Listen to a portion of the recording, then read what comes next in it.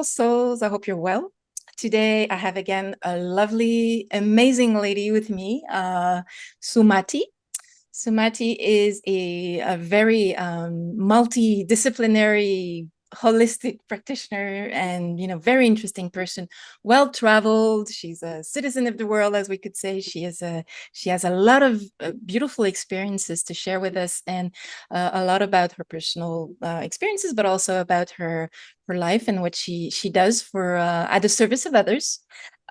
She is a yoga nidra instructor, right? Are you still? Yes.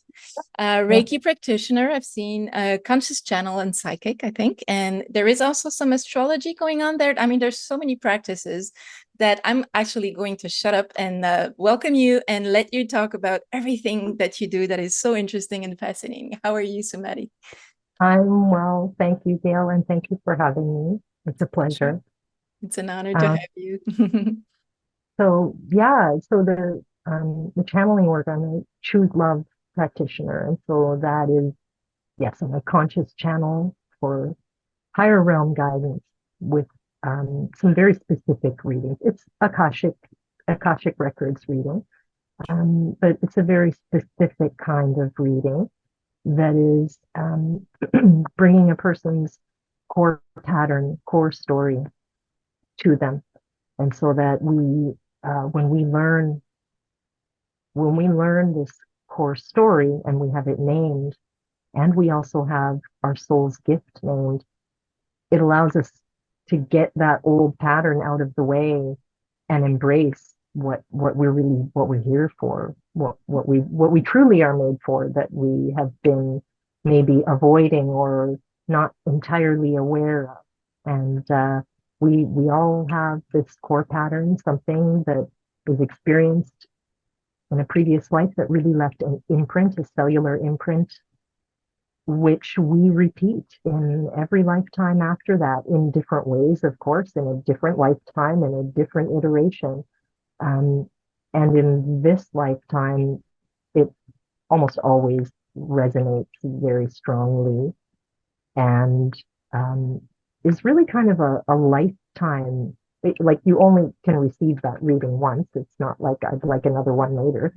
Um, However, that the recording of that reading, which is part of the process, um, is also a really amazing gift at any point in life for years and years after, because like so much energetic work that way, we only receive, as the client, we really only receive what we're ready to receive.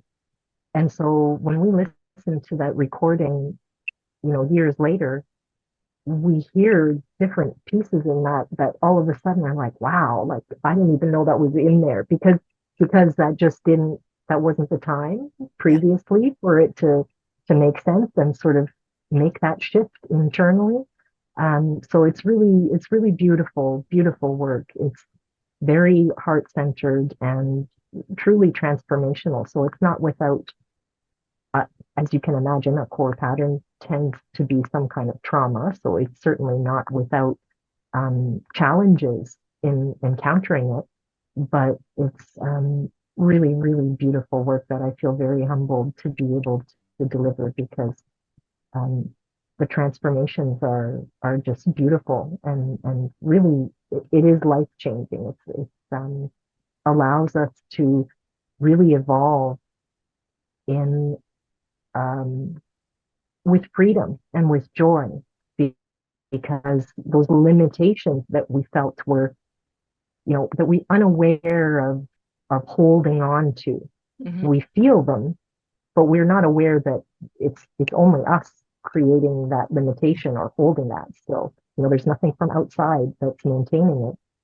And so once it's sort of like freeing yourself from bondage in a way of our own thoughts and our own beliefs, which are founded in a time and a place that has already happened, you know, and we're still holding that on a cellular level, almost reenacting and recreating it because it's familiar.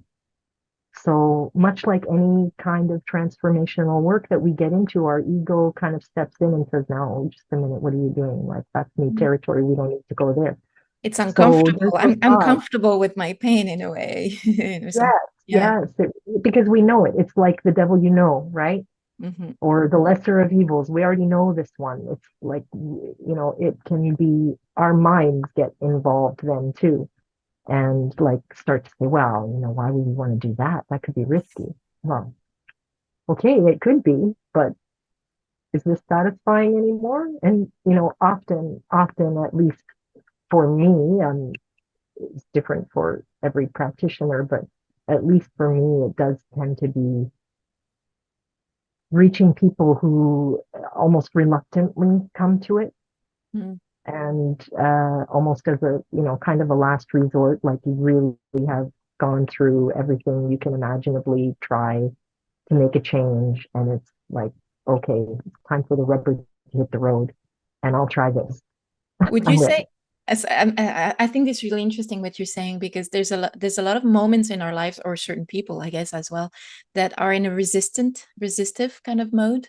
And would you say that this is a good practice for people who are at that stage in their life where they're stuck in this resistive mode, and they kind of know that they have that resistance, but they don't know how to come out of it? Would that be something that would be well, you know, I think so, yes. mhm, Um, it certainly takes, you do have to be willing. You have to be willing. mhm, So uh, I would say if we recognize the feeling of resistance, if we're actually in active resistance mode and like, no, that's not happening, then it's going to, it will still provide you with options for a path forward and out, but it truly, change like that only ever works. Nobody can, I wish, right? I mean, I have selenite, but its magic wand powers are not extended to being able to make a change for someone else, obviously. yeah. And so the willingness is there, but when someone is open enough to be ready to say, I know that I need something to change. I don't really know what it is, but I feel stuck for certain. I mean, it's not the only way to come to this work, but that certainly seems to be where Yeah. um, I've been seeing the kinds of, experiences that clients bring as they come to me for that. And um, there is always, I would say, I guess, as I'm explaining this, if anybody's thinking of that, that there's there's always integration work with this. I don't just bring you the story um, and then like, okay, go do your work. There's integration sessions that help, and hence being called Choose Love, because everything as I see it, as reality, is truly a choice between love and fear. Mm. And, if we have to, if we, and in this 3D world, place, time, we see things in this polarity and duality, I then really we can distill these experiences to a moment of choice. And so there are integration sessions to just hold the space and help people to process what's there in the story for them, and then to see another perception, to, find another perspective of the experience that they already have inside them, to see how there is actually another way to move through this, because that's how we have these things stick with us, right? Is that we just don't, we really get sort of stuck, and the energies get stuck in this one way of expressing. And so it's, shining some light, literally and metaphorically, on it, to be able to say, okay, look, like here is how this can be experienced differently, and how in those places that we almost actively avoid looking at, um, that's where there's some treasure, there Mhm. really is. magical, wonderful things there that are uniquely our own individually. That if we just have the courage to move through into that sort of unseen space, what is there? There's wonderful things there for us to find. We just have to step towards them and be willing to look. So, yeah. It's always like the challenge is the gift and it's the treasure in the end, because it's not only unique, as you say, because we're all so unique from all the background and the lifetimes and the Yeah. experiences we've had. So it brings the richness. But like you say, it asks a lot of courage from each of us to face these things. But it's such it brings so much when you're able to finally face these things and not be in fear anymore. And but it asks a lot of courage.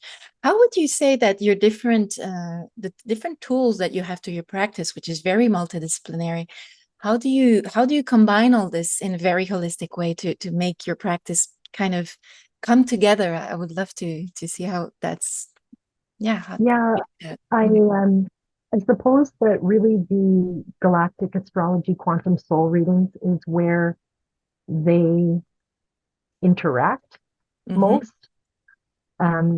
Each of the others, it really sort of has a form or a format to them that is complementary, certainly, but stay their own. But in the galactic astrology readings, that's where I find that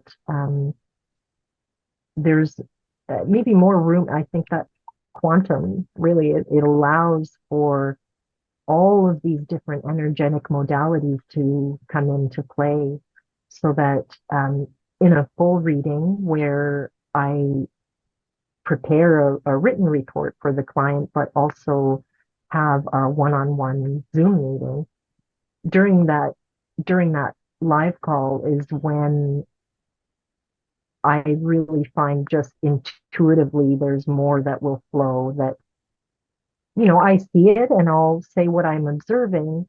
It's really only from the client's perspective that the certainty comes of like, yes, that actually resonates and makes sense. I mean, and it's newer for me. I'm still gaining experience with it, but I'm so happy to find that what I have been bringing to some clients so far has been really resonating very strongly with them so that um, that's also helping me. It's like a medicine for me that is reassuring to trust what it is that I see when I'm looking at the chart. I'm very visual, and so it seems like my mind will sometimes kind of want to get in the way and Yeah. start to say, well, wait, don't focus on this. What about that? You're not okay, but this thing that I'm seeing, where I'm drawn to, like through my physical eyes, even will be where there is greater resonance for the client so that when I'm bringing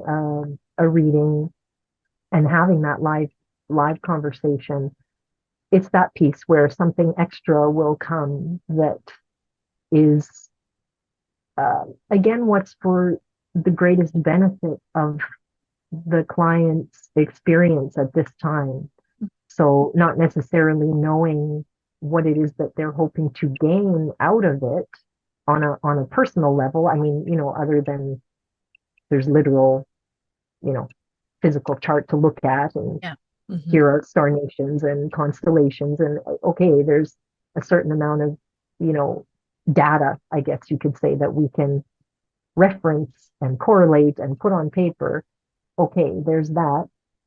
And that certainly is informative and helpful and is a guide. And when I look at that, somehow where I end up finding myself drawn to, it may not be the most obviously significant aspect of a chart, and yet it seems to be very helpful for the client in a way that is helping them transmute some experience or memory or, in all of the way that that encompasses us.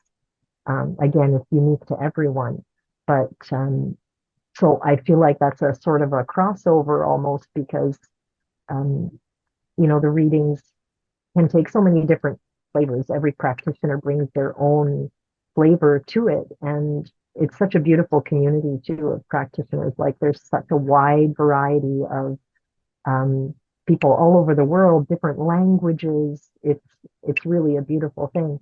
And so I like being able to add that, comfortably add that sort of flavor of, okay, this is still, this is part of transformation. So I guess where a karmic reading is a very sort of targeted at a deep transformative work, the galactic astrology still incorporates that deep transformation, but less pointedly, more as here are the open possibilities for you to explore, and then what I bring tends to be what they seem to have needed to hear as to what experience they may have had to move forward.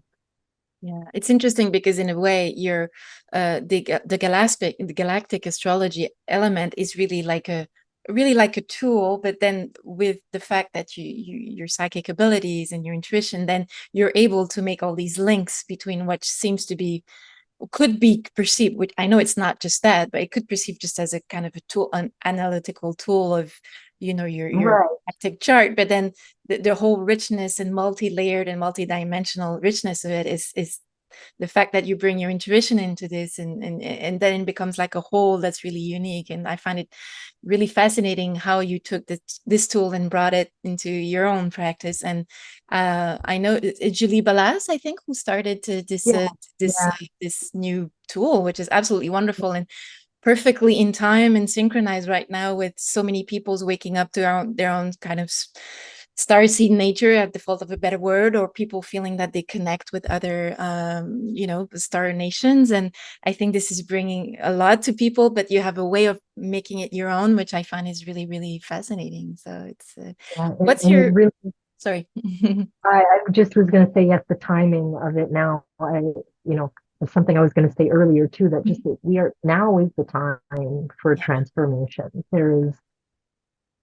We individually all obviously choose our own moments, and our paths are all different, but collectively we really are, I don't even think at a precipice. I think we just don't recognize we're in it or yeah, beyond it or in the middle of it. And so it's just wonderful that there is an option literally for everyone. And um, I think that with, my feeling is a little bit that um, part of what my flavor, I guess, if you will, of how I bring these readings is in order to be able to help people who are feeling a real unanswered question, a real yearning for what is this connection I have? Like it cannot just be here on this planet. There is more. And sometimes people already feeling a deep connection or an experience or some memories. There's a lot of people with deeply intense, vivid memories, and they don't quite know maybe sometimes how to place it. And this can be a very helpful guide for them. Yeah. absolutely, absolutely. While we're on the galactic subject, I want to just explore briefly with you as well, in terms of you, Sumati, not just a practice, but also as a person. What is your connection or your feeling regarding the whole galactic sphere and this whole thing? Is it something that you feel attracted by different star nations? Is there a particular calling for you? What's your personal position on this whole Yeah, galactic thing? they all fascinate me. They all fascinate me. I suppose that Andromedan and Arcturian come strongly for me, as well as Vegan, Mhm. Lyran. And that said, that's really a strong feature in all of our many, not all, many of us who Yeah. are here now. And I think that that's part of why the time is now for us to remember. That said, though, I really, I have yet to learn or gain new information where I don't resonate on some level of of almost understanding. Doesn't mean always that it's an understanding with an agreement or an alignment with it, but an understanding of it from just about any star nation and star system. There's something there. I think it's the galactic points in my chart, and that I believe that that's part of what that is that makes me is that it's I'm able to just be open to any of them. There's a Yeah. lot that we hear now from, this one's good and that one's bad, and these are the ones helping us. And so I think we're foolish if we really think that we can pinpoint things with that sort of degree of black and white to the exclusion of others, not to say there isn't greater activity in Yeah. some, right, and involvement, but to leave room for all these possibilities and to still find richness. So for people who are very interested in this already, we often can come with sort of preloaded Mhm. ideas of what's I good, don't what's want to be bad. a reptilian. Oh, reptilians are bad, or things like that, which are And obviously we know is not true. I mean, there's a whole spectrum of grayness there in terms of yeah, black to white, in terms of that's right. individuals, and yeah, And absolutely. so when we look at a chart that has, really, there are so many connections that show on a chart. They're quite. I'll just sort of flash one here, but Yeah. there's a lot to look at, Mhm. and that's just one page. So that's one page of one person's chart. Yeah. And so these things, inevitably, there will be something on someone's chart that they look at and say, oh no, what's that? Mhm. Maybe it's a Tuban or Draco, and they just immediately think darkness. Like, well, okay, but we here, even in our lives now, we have experience with good, with bad, that doesn't mean we're immersed in it. It doesn't mean we're Yeah. bad or we're part of it. So it's finding the nuance and the room for nuance. And Accept our darkness and shadow as well. I mean, even if you, like you say very rightly, that it's not all, reptilians were bad or anything like that, but even if you happen to had a life where you were a little bit on the nefarious side, I mean, this is part of our journey. This is what makes right. us at the end be able to encompass our shadows and be able to work on that, and then be more compassionate They're, for life. It's the richness of it all. Yeah. yeah, it's part of the whole, Yeah. you know. It Mhm. isn't something we excise and cut out and say, oh, now we have goodness and light. It's no, we embrace this and nurture what it was that the experience was lacking that prevented us from being able to do that then. And Absolutely. so really, I like that you said that because in one way or another, all of this is shadow work. Yeah. And even Yoga Nidra, in a very um, much more gentle and different and less direct approach, leaves room for us to create a new intention in our lives and to plant that as a seed. So I see all of it as some different level of shadow work, Yeah. more and less directly. Yeah. Yeah. Absolutely. And also in the physical, kinetic kind of form as well, or somatic, I guess, form, which is also Yeah. really important because the relationship to the body, which holds, I imagine, trauma is probably a way to, Yeah. yeah. Yeah. Yeah. I Yeah. want to ask you while I'm there, because I know it's you were talking about the variety of your, your openness to the diversity of galactic star nations.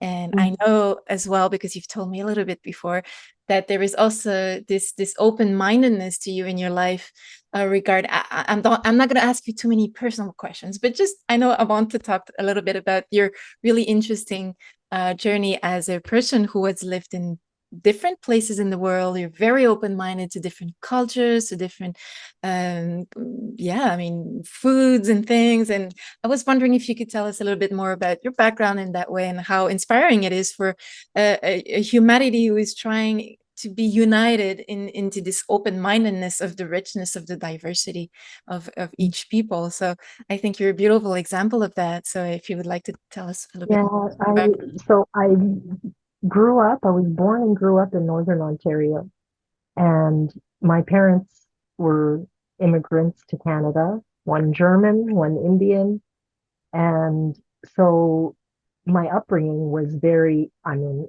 I was that token. It was a small town now some time ago, and so it was, I can truly honestly say unique because there was nobody else in my school or that I knew who was not Caucasian, and that was fine. That was no problem. And so for me, my upbringing was so interesting because gradually, as there were more um, immigrants in town, that somehow became my family friend, my parents' family friend group. And so it was like this little kind of United Nations, and I was so lucky to experience that because they actually all were very uh,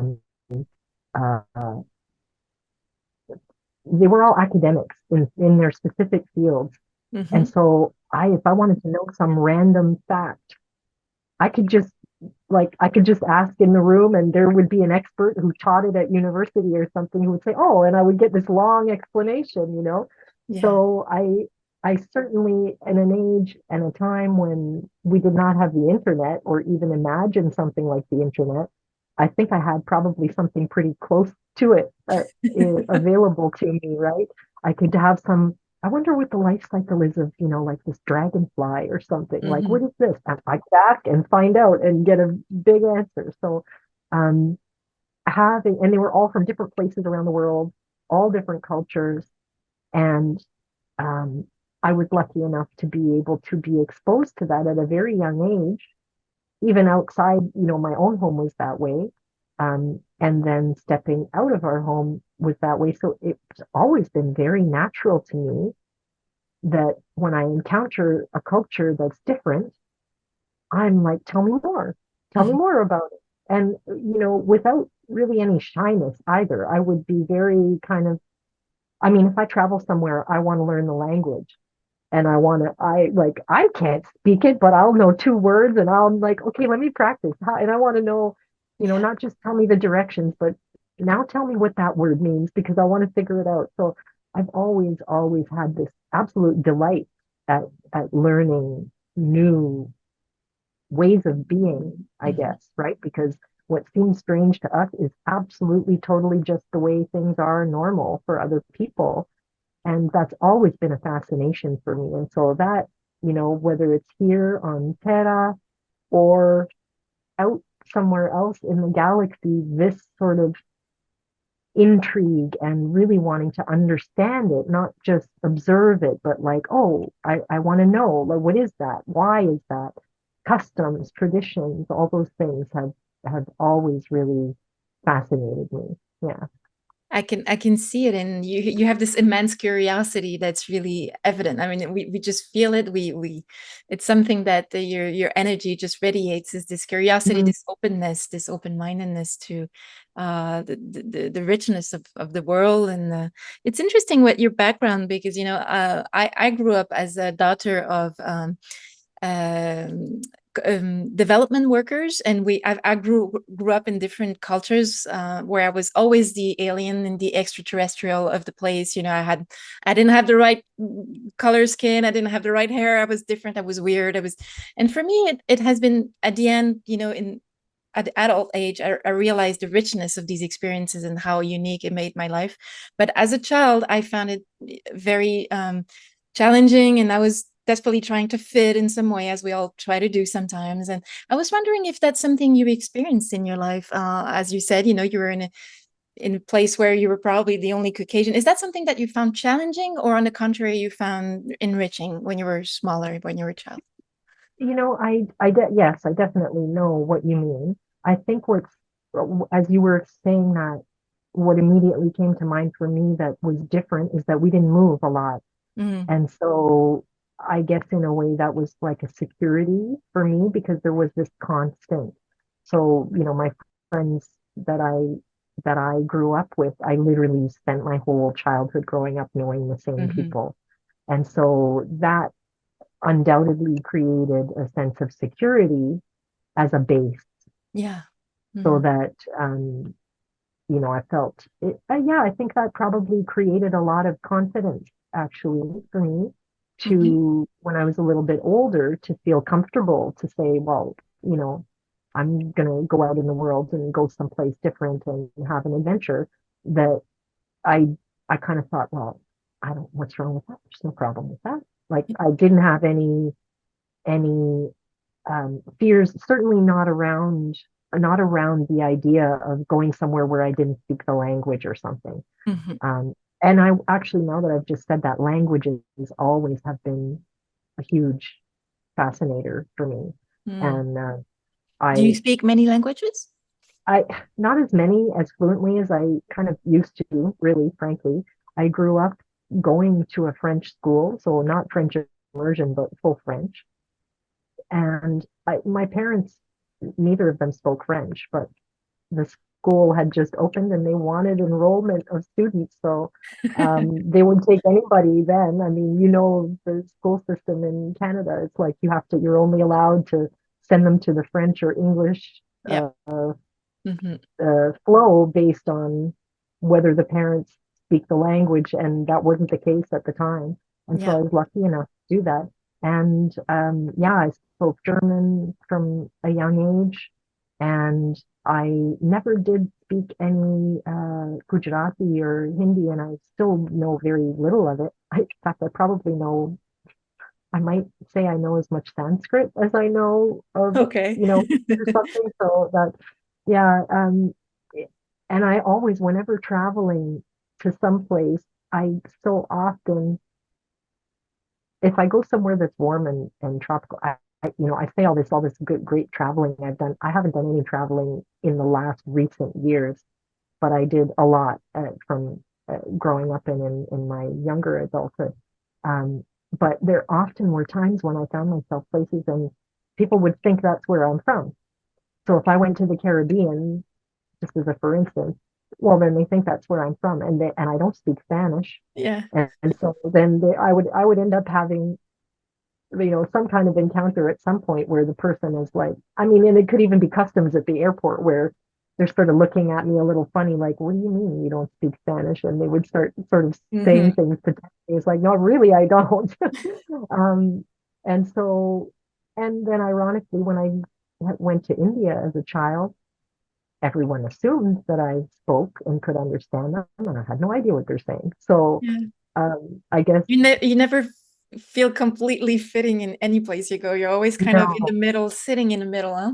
Hmm. Yeah, yeah, that's totally it. So it Hmm. wasn't ever that I didn't grow up with a sense of this is really uncomfortable. I certainly experienced that a Hmm. few times, um, but it wasn't like a way of being. It, in its own way, was that I suppose the effect that it had is I was always aware of Yeah. being different, but that also didn't ever hinder me. Mm, that's beautiful. I felt a few instances. I'm sure there were a few occasions where I thought, well, maybe that happened that way because, Mm. but it never was like, oh, I'm outraged. It's because of this and we have to do something. It just, people are different. They all roll a different way. And this is just one thing that's different. So who knows? Probably also didn't have that sort of victim mentality where you were trying to just, justify everything through the differences. So I think it's just, a Totally. proof of wisdom on your side of just taking things for what they are and, and just being yourself and just being confident in that beautiful way.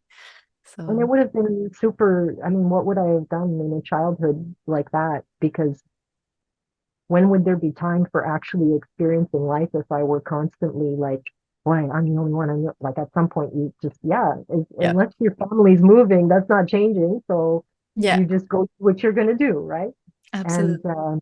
but yeah, that wasn't any kind of barrier for me. I think, though, that it gave me, again, a little bit of a tool to be like, okay, so if I'm different here, it doesn't matter if I go and something's different and I'm different there, like great, that's a new experience. So it Absolutely. was, I suppose, a strength in some ways that I was able to experience it.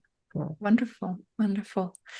I'm sorry, I'm kind of jumping a subject here, but you mentioned before when we were together a bit earlier that there's a connection for you in your practice and regarding botany or plants and things like that. And I don't know that part of you, so I want to know more about Well, how I this guess is all included in your practice. maybe just the idea of bringing nature in. So my experience with that is that I'm a horticulturist as well. So that's um, being able to really connect with nature. So, I mean, personally, I grow a lot of food. I grow some medicinal plants. I'm not very methodical about any of it, and so I have a little bit of everything happening in my own garden. But that was always really a very strong drive for me was to have my own little space, at least where I would be able to go out and dig a hole in the dirt and then go back out to that same spot myself in my own space. So that was always very, it felt like a real deep need for that.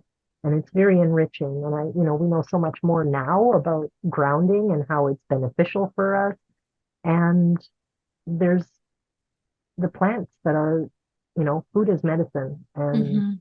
also beauty. There's so many things that are so wonderful and rich and so hence the lack of methodical planting in my garden because some of the flowers are there because they're pretty and then I grow more of them because the seeds are useful and beneficial to take internally and so some of it are included made as tea, some are included in cooking, so really connecting with nature in a way that is um, allowing us to really take it in from a level of just the appreciation visually. And ultimately, you have plants, you have other nature, you have birds and wildlife. And, you know, I like to, oh, who is that?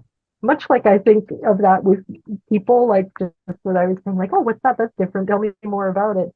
If I Mhm. see some bug or anything bird in my garden, it's like, wow, what is that?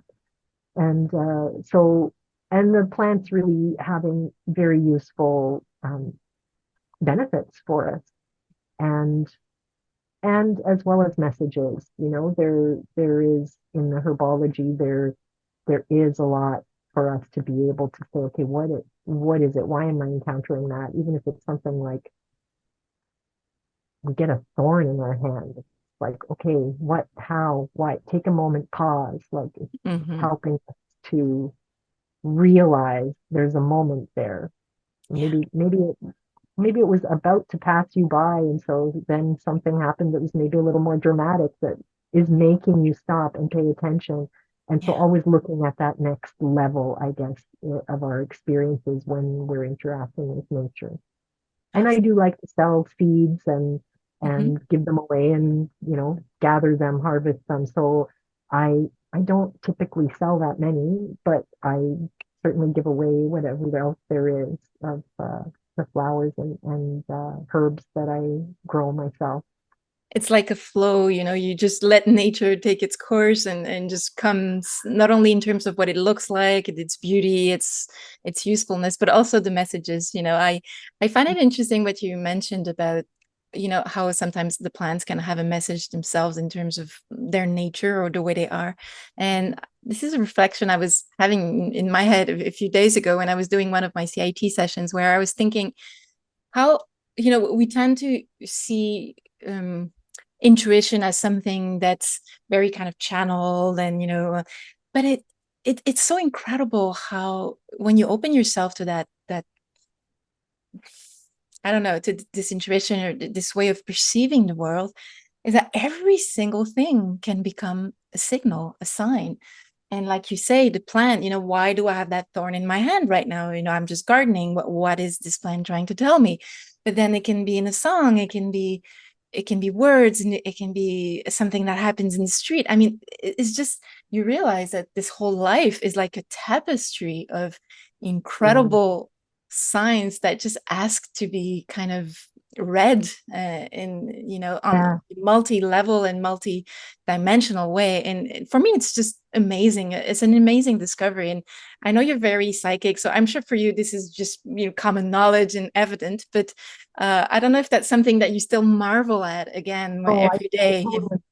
I totally do. And what you say, like, okay, it's not, I don't know. I don't even, so I really, I don't even think of myself as psychic, but I'm learning Very to, intuitive, at least. well, yeah, learning to trust that because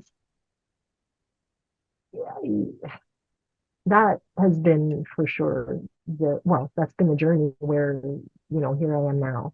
This is not what I've done all my life. All my Hmm. life I studied all these things, but I always kept it in the back room, so to say. Yeah. Um, and from outside conditioning, didn't I won't say I didn't give them credit. I did, but I was afraid to say so. Yeah. And so it was very much like, I'll just keep that thought to myself or that Hmm. knowing because either people don't understand or if they do, they're not ready to say they understand. Hmm. And so for a long, long, long time, I just kind of ignored it, tried to find all sorts of ways to get around it or yeah, I did not, I won't say I didn't acknowledge it, Hmm. but I didn't embrace it Yeah. and I doubted it. I doubted it Don't we because all? that's what we're conditioned to, right? I Yeah. mean, that's woo-woo nonsense. What are you making things up in your head? Like this is the kind of thing that we're told, right? What are the facts? Hmm. And a lot of facts, as we're coming to know now, have been we've been prevented from exploring what many of those facts are. And uh, so now it's it's a enjoyable exploration of what you're saying. This tapestry is like it's so marvelous. It's like it really is a weaving of interconnection of absolutely all things. Absolutely. And Hmm. what and how do they enrich? It's all about the frequency and how do we choose to interact with it. And the more that we can be open to it, I think that's really what we're going through now as a planet is whether or not you're going to choose to embrace it, this interconnectedness will show itself more and more. Hmm. And so, do you want to be confronted with that, or do you want to move through it by choice as an exploration? Because either way, you're going on the funhouse ride. So, Yeah. Either in an inclusive way or in a resistive and very painful way. But in that's any case, right. it's going to happen and you're going to have no choice for sure. I'm curious because you seem to say that you were also a little bit in a kind of academic kind of background through your family and stuff, and I resonate with that because I'm same thing here. And what happens is that the right brain is I'm sorry, the left brain is often very active when we end up having that kind of training. And how did you deal with the whole, I know I have intuition, but my left brain is just taking over and it doesn't want to hear about my woo-woo stuff? And how were you able for all the people, because everybody has psychic or intuitive abilities. It's just a question of choosing or, doing the work to develop it. And my curiosity is because I'm sure a lot of people are developing more and more their capacities and they're wondering, how can I kind of transcend this whole mental thing for people who are very, very in their mind and left brain, as I have a feeling you are and I am as well. How do you get over that and say, okay, I'm going to trust that intuition and I'm going to assume it publicly? For myself, it is that's was definitely the biggest hurdle was how do I trust that? Yeah. Because it's very easy for me to start listing out how many reasons there are for that not to be the best course of action. That is not, no, here, let's get out the list. And so I guess I don't know what advice I have other than to take a leap at some point. Take the leap. when when we come to a point, so yeah, okay, so if someone listening is feeling themselves at a point in life where they have some kind of very, maybe almost dramatic choice about which way to go, what choice to make, and one of them is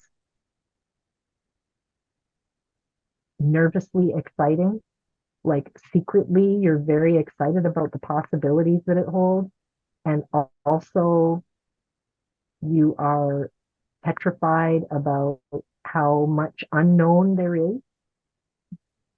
And if the other choice, then, because the analytical mind will take over and say, well, okay, now just a minute, if you do this, then you have a safe. If you make a choice based on existential fear, that is not likely, in my experience, to be the most beneficial choice, because um, we are not our bodies. Our bodies are vessels for who we are. And if we make our decisions based on ensuring a, as little stress and as great comfort as possible is available from a physical perspective, we're not making the choice from the standpoint of what will allow the true essence of us to evolve as it might, to allow it to grow. And yeah, I think that's probably the best way I can put it, because for me it's a constant reminder of, if something starts to feel a little bit scary, or start to worry about something in practical terms, I now I stop and consider, okay, hold on, am I going into fear about this? And reasonably speaking, how is that helping me? I mean, I'm not, it doesn't mean, we throw it all to the wind and just go with it. There still has to be practical things taken into account, but where am I willing to take a risk? Because the possibilities that are included with that are just, I can't close that down. I can't possibly just say no to all of that that's possible, because this would be safer. And, I'm sure we run along into, that's not easy. It doesn't make it easy, but it certainly makes it a way to move through life that is much more joyful, because nobody's life is, well, I've yet to meet anyone whose life is perfect, and doesn't matter if it's, it, what's the word I want? Even if it's all very secure and apparently worry free, still got issues. Yeah, That's still with you, right? I that's why we're mean, still here. totally. And so what do we choose to provide the most opportunity for nourishment for? It's And I beautifully think said. that in and of itself is a choice that can be, just facing that as the choice can be something that, you know, uh, is a new horizon for some people who are uh, conditioned and accustomed, or enjoy a very analytical way and practical, pragmatic way of moving through life.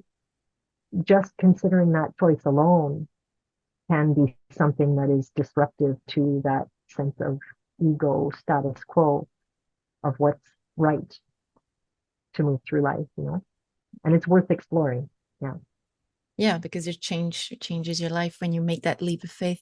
I think it's absolutely beautiful how you describe this excited nervousness. I think you really pinpointed exactly what it feels like. It's like, I want to go there. It's a little bit like a child who's very fascinated by something amazing, but then there's the parents behind, oh, don't go there, it's going to be dangerous. But then there's that yearning for the exploration of something bigger than us. And I think you really pinpointed it super well in the way you Like expressed maybe it. learning to swim, but you're afraid to jump in the deep end. Like, Exactly. Yeah. Yeah. Dear Sumati, we're gonna slowly wrap this interview to an end. But before I leave you for a few words of wisdom, because I know you're You have a lot of wisdom to share with us. I wanted to share with our viewers the different ways in which they can reach you. If they want to perhaps see for a session with you, or if there's different websites or things you would like to share with us, which I'm going to put under the video for reference. Yeah. So um, it's a little like everything else. I have, I suppose, a little bit of a collection. On socials, I am Sumati Salon, and I have a website which is quantumsunrise.ca, Mhm. and also Linktree, which is Sumati Sattva Salon. And so, yeah, there's a little bit of information about on the website and on Linktree about the different options, different services that I offer. And anyone who is interested for any service, they're welcome to communicate with me. They'll find the contact through the socials to contact me, and I would have a free consultation with them for a few minutes, 15 minutes or so, to explore whether that feels like the right thing for them. Yeah, I think that's probably the best first step. Any other, I am still working on what are the right words and not being a perfectionist about That's describing difficult. these things. Letting Yeah, go, letting go.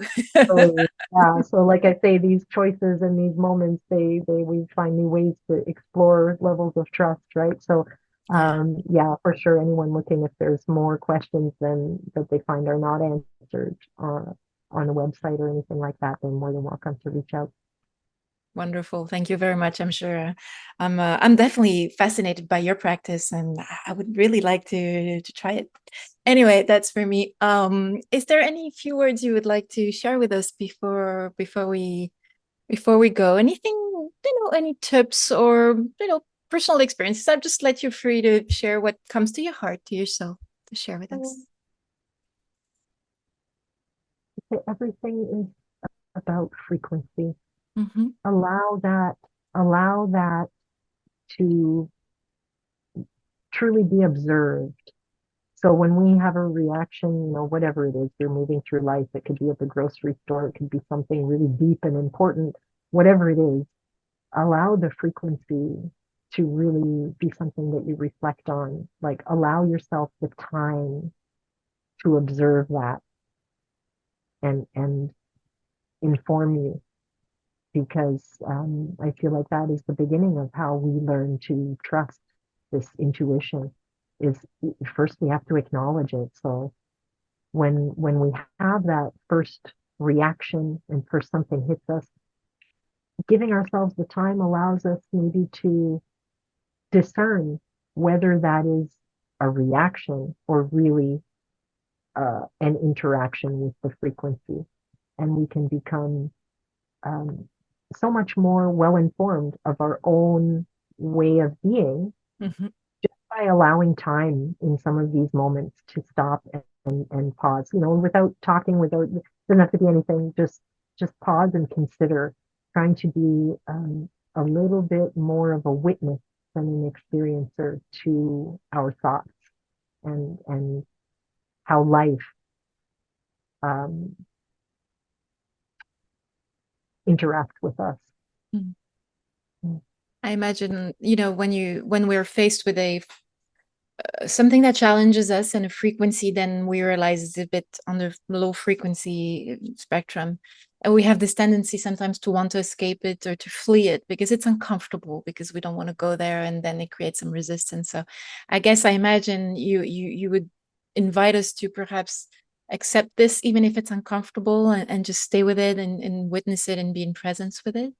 Yeah, I mean, if it's, there are times where uh, a desire and impulse to move away from something uncomfortable makes total sense. I mean, Mhm. something, very obvious and It's like practical. abusive or whatever. Sure, yeah, yeah.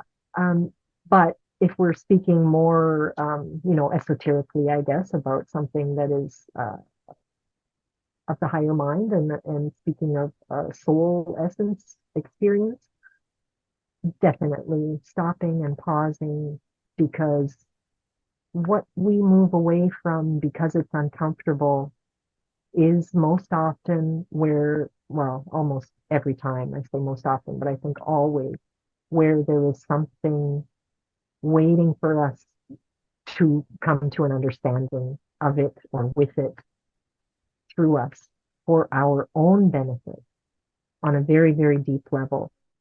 And yeah, I think that's universal for everyone's experience, that whether it's something we see in someone else or in ourselves, what we tend to not wish to see is also where there is room for us to really find the deepest alchemy available.